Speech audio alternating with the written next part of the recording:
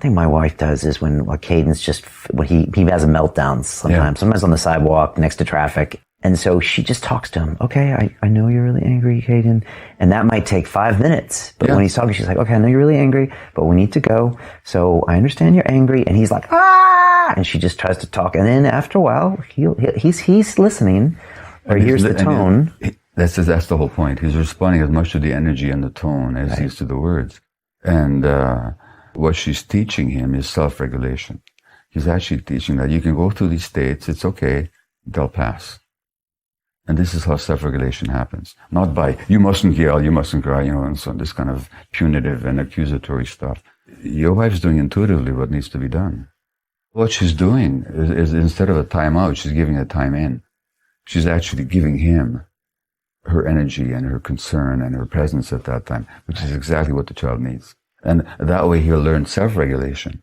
Whereas when you react against his anger, all you're teaching him is self-suppression, which is not the same as self-regulation.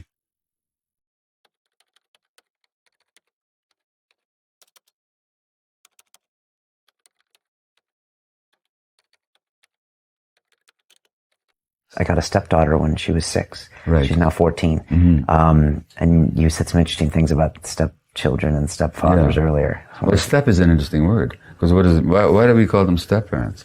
Because they step into the role of the parent. And in this book, Hold On to Your Kids, what we point out is that parenting is not a role. It's a relationship. So sometimes I've seen very often the step-parent steps into the role and expects deference and compliance and love from the child.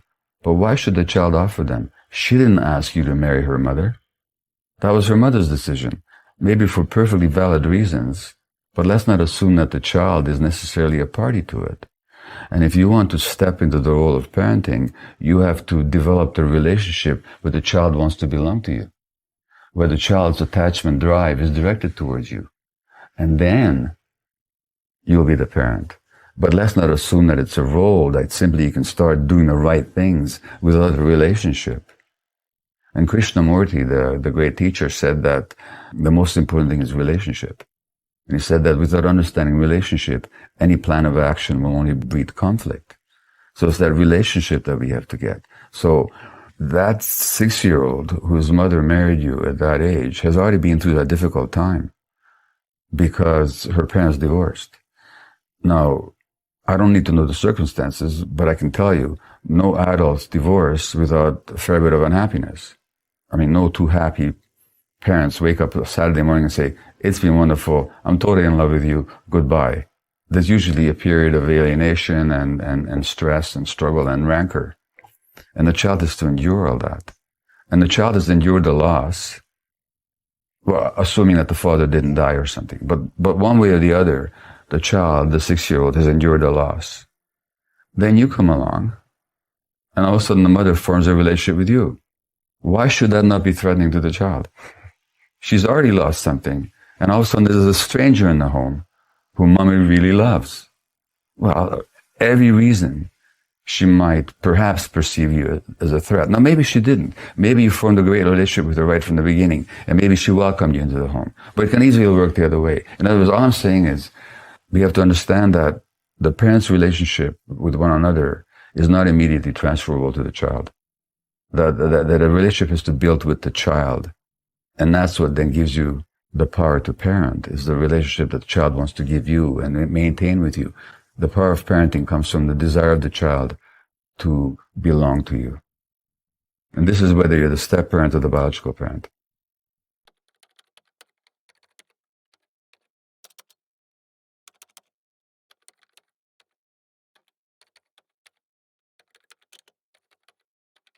I wanted to make sure that however they were raised, that they retained the curiosity of childhood into adulthood. That implies that you have to do a lot of work to make it happen, when in fact, you'd be surprised how much work you put in to squash it. Okay, let's say there's a little toddler walking here, okay, crawling on the ground. It comes up and they start grabbing this. What's the first thing? They say, no, don't touch that. This was an experiment waiting to happen that you just squashed. This is a cup. It has water in it. Okay? This is breakable. The kid doesn't know that. They want to experiment. So they'll grab it, it'll fall, it'll break, water will spill all over. That was an experiment you just prevented. You don't have kids with the intent of retaining a clean house. These are non-commensurate goals, okay? Kids are sources of chaos and disorder. Get over that fact. And where does the disorder come from? It's because they are experimenting with their environment. Everything is new to them. Everything. I was in Central Park. We were just finished seeing one of the Shakespeare in the Park performances, and it had rained a little earlier, so there were puddles in some of the walkways. I saw a woman walking with their kid. The kid has galoshes on and a raincoat on, and they're coming down the walkway. And there's this big, juicy, muddy puddle right there. And I said, please let the kid jump in the puddle. You know the kid wants to jump in the puddle. The kid is like 3 or 4. You know the kid, and what does the mother do? She pulls the kid around to prevent that from happening. That's an experiment in cratering. That's what craters happen that way. You splash the water, there's mud, it's fun. You get to see the cause and effect of a force, downward force operating on a fluid. Gone. That was a bit of curiosity in that moment that was extinguished. So, with our kids, curiosity, provided it does not kill them, if it meant we had extra work in front of us, I would do that extra work. So, your task is less to instill curiosity in your kids than it is to make sure you don't squash what's already there.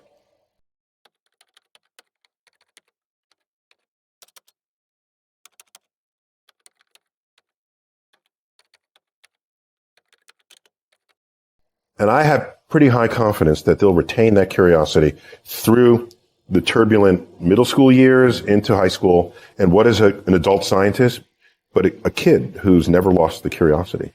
And so in here, people ask about raising their kids. They ask about education. I can tell you this, if Einstein were here and we're talking with Einstein, we could talk to him for hours and hours and hours. You know what question will never come out of our mouths? Is, what college did you go to? I want to go to that same college. I bet most of your people who've sat in this chair, it's not about what college they went to. It's about their own initiative, their own drive, their own ambitions, their own curiosity. That is not taught in school, sadly.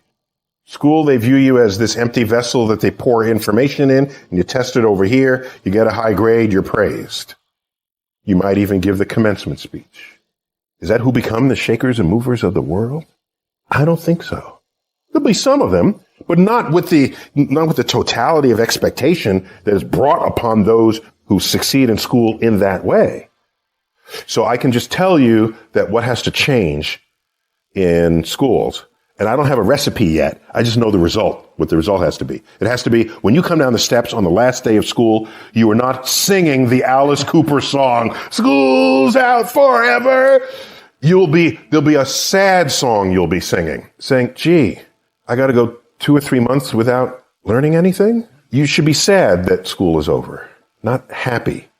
And the fact that you're happy that school is over means something is not working in there. You're not enjoying the learning process. And on the other side of that is school should, as a minimum, preserve that curiosity for you. Yeah, if you lost some of it, because it's not going to be in all of us, put it back in so that when you graduate school, you can give literal meaning to the word commencement.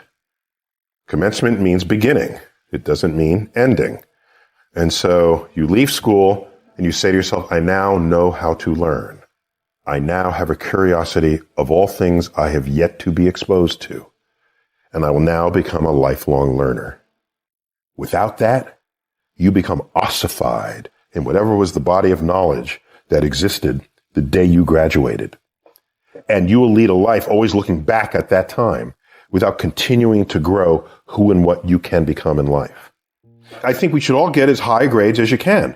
But if you don't get the highest grades possible, no one should be standing in judgment of that. If you have some other ambitions that have pathways that don't get encoded in the GPA that other people are referencing.